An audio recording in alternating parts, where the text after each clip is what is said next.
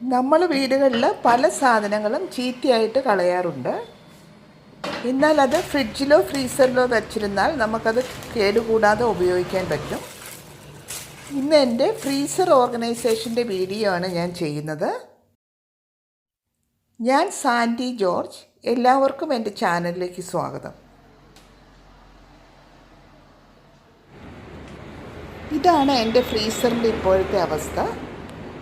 ഒരുവിധം ഞാൻ സാധനങ്ങൾ വയ്ക്കുമ്പോൾ തന്നെ അടുക്കി വയ്ക്കാൻ നോക്കാറുണ്ട്. നമുക്ക് ഈ ഫ്രീസർ ഒന്ന് ഓർഗനൈസ് ചെയ്ത് നോക്കാം. ഫ്രിഡ്ജ് അല്ലെങ്കിൽ ഫ്രീസർ ഓർഗനൈസ് ചെയ്യുന്നതിൻ്റെ ആദ്യത്തെ കാര്യം നമ്മൾ ആവശ്യമുള്ള ഓർഗനൈസേഴ്സ് വാങ്ങിക്കുക എന്നതാണ്.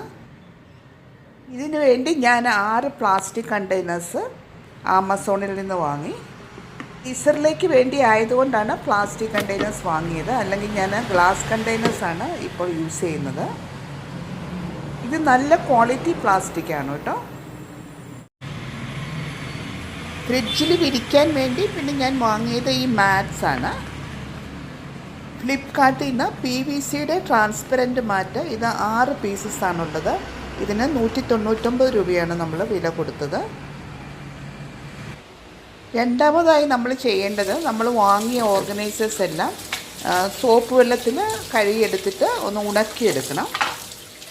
ഞാൻ ആ പ്ലാസ്റ്റിക് കണ്ടെയ്നേഴ്സും മാറ്റുമെല്ലാം സോപ്പ് വെള്ളത്തിൽ കഴുകിയിട്ട് ചെറിയ വെയിലത്ത് വെച്ചാണ് ഉണക്കിയെടുത്തത്. അടുത്തതായിട്ട് ഫ്രീസർ ഒന്ന് ക്ലീൻ ചെയ്തെടുക്കണം. ഫ്രീസർ ക്ലീൻ ചെയ്യാൻ വേണ്ടി ഫ്രീസറിലുള്ള എല്ലാ സാധനങ്ങളും നമുക്കൊരു ടേബിളിലേക്ക് മാറ്റി വയ്ക്കാം.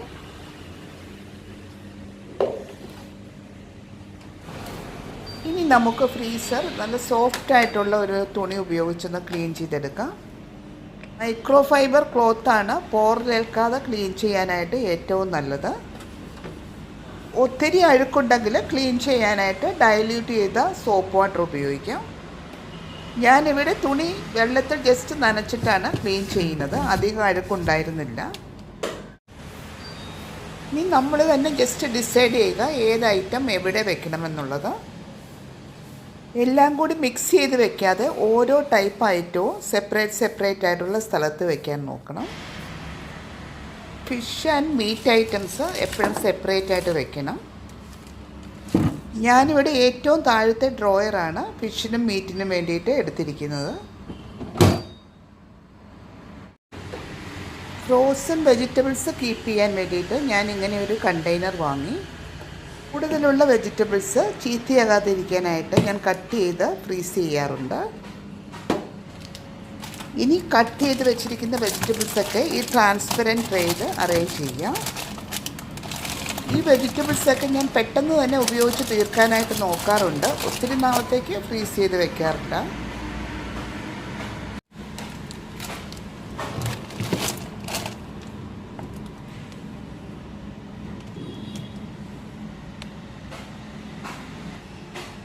രണ്ടാമതായിട്ട് എപ്പോഴും യൂസ് ചെയ്യാത്ത മസാലകൾ ഫ്രീസറിൻ്റെ ഡോറിൽ അറേഞ്ച് ചെയ്യുക. ഫ്രീസറിൽ കൂടുതൽ സ്ഥലം ഉള്ളത് കൊണ്ടാണ് കേട്ടോ ഞാൻ ഫ്രീസറിൽ വെക്കുന്നത്. അല്ലെങ്കിൽ ഇത് ഫ്രിഡ്ജിലായാലും വെച്ചാൽ മതി. ഇവിടെ നമുക്ക് chat masala, custard powder, east, Chinese salt, അതുപോലെ തന്നെ dry mango powder, kasuri methi തുടങ്ങിയ എപ്പോഴും യൂസ് ചെയ്യാത്ത മസാലകളാണ് ഞാൻ വയ്ക്കുന്നത്.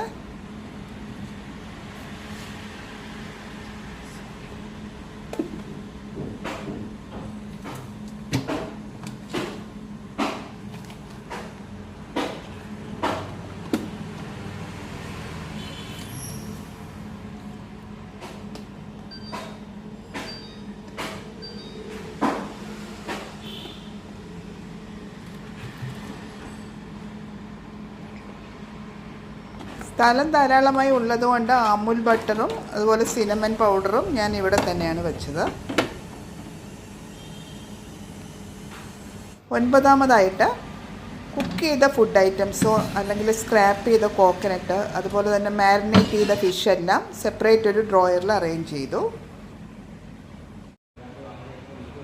ഇനി ഞാൻ ചെയ്യുന്നത്, പുറത്ത് വെച്ചിരുന്നാൽ ചീത്തയായി പോകാൻ ചാൻസ് ഉള്ള കുറച്ച് ഐറ്റംസ് ഈ കണ്ടെയ്നേഴ്സിലാക്കി നമുക്ക് ഫ്രിഡ്ജിൽ യൂസ് ചെയ്യാം. ഫ്രിഡ്ജിൽ സ്ഥലം കുറവായതുകൊണ്ടാണ് ഞാൻ ഫ്രീസറിൽ വെക്കുന്നത്.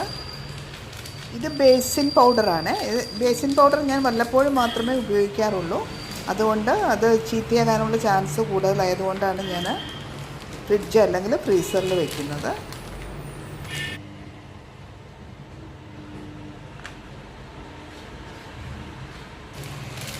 പരിപ്പ് വാങ്ങിച്ചു കഴിഞ്ഞാൽ അത് കുത്തൻ പിടിച്ച് എപ്പോഴും ചീത്തയായി പോകാറുണ്ട്.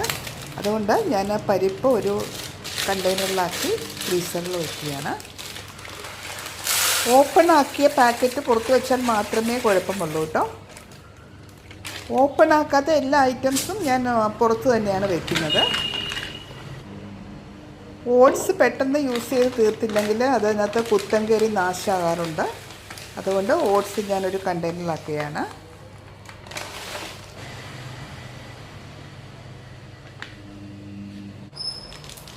ഇത് മൈദയാണ്. മൈദ റെഗുലറായിട്ട് യൂസ് ചെയ്യാറില്ല. അതുകൊണ്ട് ഒരു കണ്ടെയ്നറിലേക്ക് മാറ്റുകയാണ്.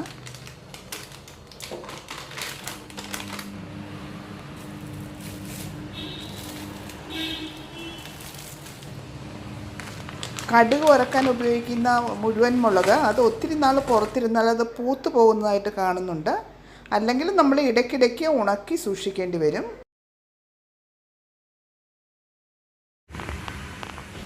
പൊടിയായിട്ടുള്ള ഐറ്റംസ് എല്ലാം ലേബൽ ചെയ്ത് സൂക്ഷിക്കണേ. അല്ലെങ്കിൽ നമുക്ക് കുറച്ച് കഴിയുമ്പോൾ നമ്മൾ മറന്നു പോകാനായിട്ട് ചാൻസ് ഉണ്ട് ഇതേത് ഐറ്റം ആണെന്ന്.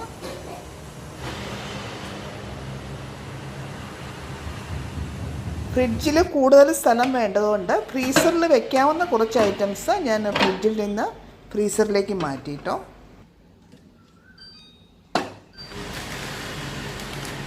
നമുക്ക് എല്ലാ ഐറ്റംസും ഫ്രീസറിൽ ഡബ്ബയിലാക്കി വെക്കാനായിട്ട് പറ്റുകയില്ല. അതിനുള്ള സ്ഥലം ഉണ്ടായിരിക്കില്ലല്ലോ.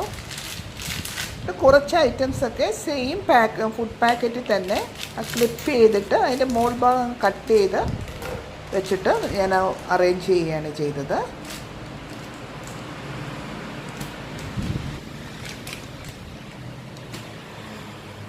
ഇങ്ങനെ ഞാൻ 2 പാക്കറ്റ് ക്ലിപ്പ് ആമസോണിൽ നിന്ന് വാങ്ങി. ഒരു പാക്കറ്റിന് 59 രൂപ വെച്ചാണ് കൊടുത്തത്. അതെല്ലാം കൂടി ഒരു ബാസ്ക്കറ്റിലാണ് ഓർഗനൈസ് ചെയ്ത് വെച്ചത്.